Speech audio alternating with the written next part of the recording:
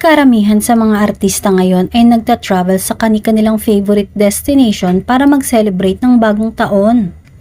Ngunit may mga ilan din ang mas gusto na sumalubong ng New Year sa ating bansa, kagaya ng kapamilya stars na sina Kim Chiu at Paolo Avellino.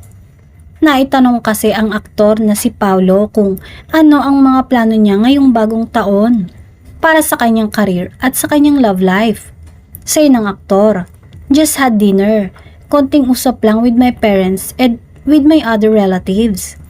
Inamin din ito na I'm on a different level now. Samantala, he wants to keep his New Year resolutions a surprise.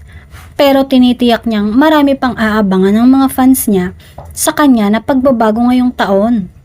Dagdag pa nito, may mga bago siyang goals, new targets, new things to show and bring out next year na planong planuhin at gawin. "I wanna separate my personal life from work, pero you will know pretty soon," saad ni Paolo na may excitement sa kanyang tono.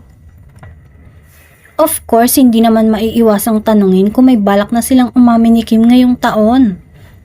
"I can say that if things will go well, that will permit me and give us a chance. If it happens, it happens. Steady muna," pahayag niya.